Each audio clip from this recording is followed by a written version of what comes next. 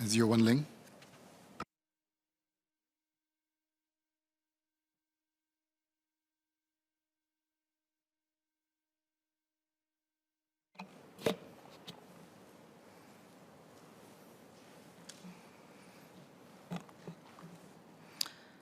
Mr. Speaker, sir, as Singapore braces itself for GST increments in 2023 and 2024, many Singaporeans are already starting to feel the pressure with the rising cost of living.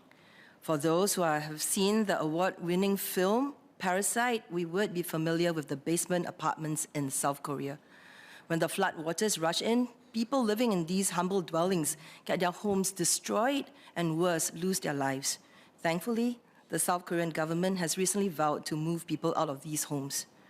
What rising flood waters are to subterranean South Korean homes, the rising cost of living are to Singaporeans at the bottom of the social-economic ladder. When it hits, their lives and livelihoods of those at the bottom are the first to be put to the sword. All the way up to the middle of the level, we have Singaporeans up to their necks with surging prices on living necessities. Of course, I could have spared the analogy, for this is basic economic theory. Yes, basic, but for many of us, it merely remains in theory. For lower to middle income working Singaporeans, rising GST rates will be felt in the flesh. Mr. Speaker, relief measures like the $1.5 billion inflation relief package announced by the Ministry of Finance, including special payments, CDC vouchers, USAVE vouchers, and other assistance, are very much welcomed by Singaporeans. These measures will tide Singaporeans over fiscal challenges as they navigate the rising cost of living in the near term, and the union brothers and sisters I've spoken with are grateful for the support on behalf of our Singaporean workers. However, while such assistance provides relief, we must continue to look to policies that imbue resilience.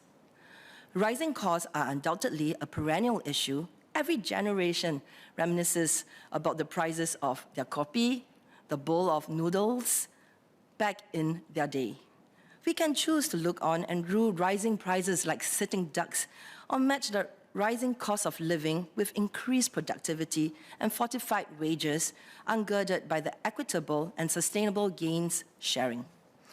That is exactly why the union has thrown its weight behind the rollout and expansion of the progressive wage model, deepening its reach in the cleaning, security, and landscape sectors, as well as being newly implemented in the retail sector in September this year, with the food services sector following very closely in 6 months' time, and more sectors to come in the months ahead.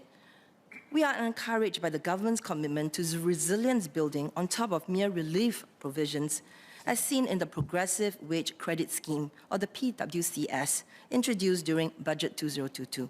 The PWCS served to encourage salary increments for lower wage workers despite the poor macroeconomic climate, incentivizing, therefore, lower wage workers' investment in the development of their craft.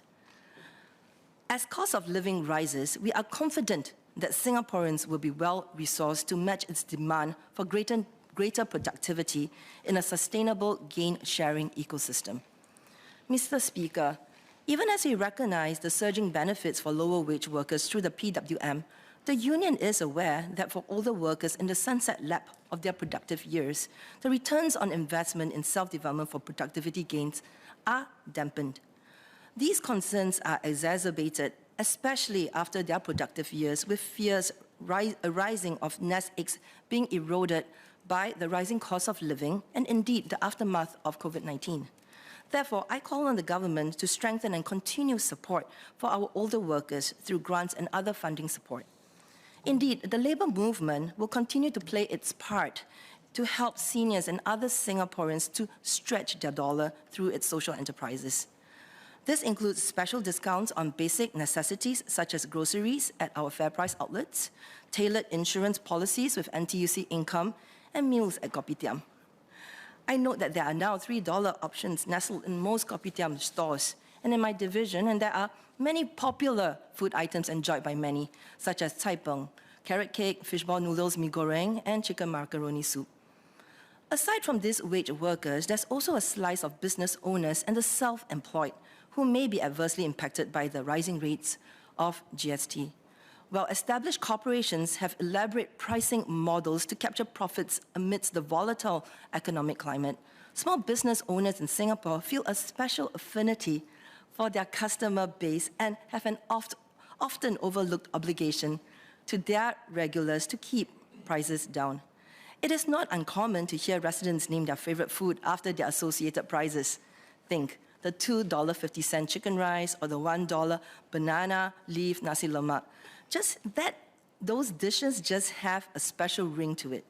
In our communities, small business owners who have fought to keep their prices down, to keep serving their loyal customers, are celebrated as community stalwarts and treasure this trust more than just gouging profits. Many of these small businesses, Mr. Speaker, also happen to be not GST registered, meaning they're unable to charge GST and claim GST costs. As their suppliers pass the increasing cost of goods down to these small business owners, in light of the rising GST rates, small business owners can, at best, apologetically raise their prices, or at worst, absorb these costs out of their own pockets to their own personal detriment.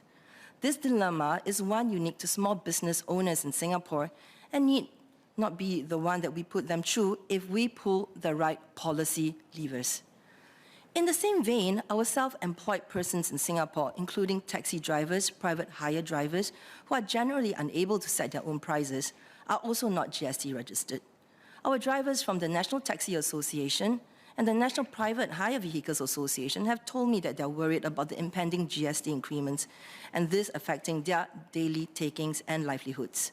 The cost of doing business will go up from larger dollar items such as fuel, car rentals, insurance, to the smallest of purchases essential to their businesses such as masks and even sanitation wipes. Our drivers, being price takers and individually not earning enough to be GST registered, what more can we do to cushion the impact of rising costs handed down to them from upstream stakeholders? While short-term measures such as support vouchers are welcome, what other policy levers can we pull for longer term?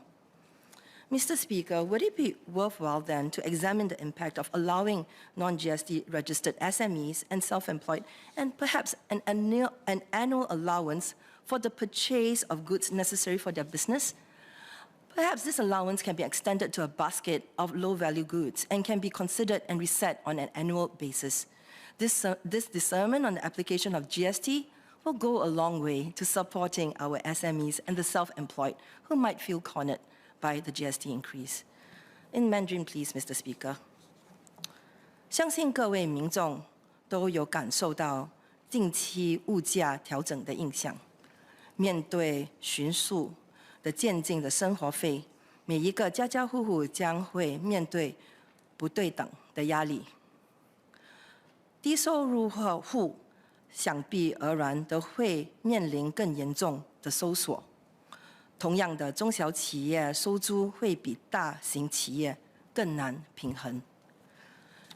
想当然，然而，面对最大挑战的业务，应该就是自雇人士，也就是我们的士司机和私造车的安哥、安迪等的饭碗。这些年迈体弱但仍然刻苦耐劳的司机大哥大姐们，并没有商品及服务税登记号的保障，但同时与大企业一样，只身抵抗同屋帐篷的压力。因为物价上涨，相信我们搭乘的士的次数以及经济能力都有所下降。这对我们而言可能仅仅带来有些不便，但对司机们而言，这一切的代价是他们的伙食费、他们的医药费、房租等等，无法提高价钱的商家就得掏自己的腰包吸收这些费用。这就是每一年进花甲的德士司机们必须面对的现实。税金会提高，就是为了让整体社会享受富裕吗？保障我们自雇人士和小型企业的饭碗，不只是我们的职责，更是我们的义务。In English, ensuring a fair system of raising revenues to meet our society's needs is a responsible way of easing the burden of our younger generation of workers who have to support a larger population of older residents in the years to come. The labour movement continues to be committed to working with the government to ensure that making this investment into our common Singaporean future does not disproportionately aggrieve overlooked slices of Singaporeans, as I have outlined. These concerns notwithstanding, I support this bill. Thank you.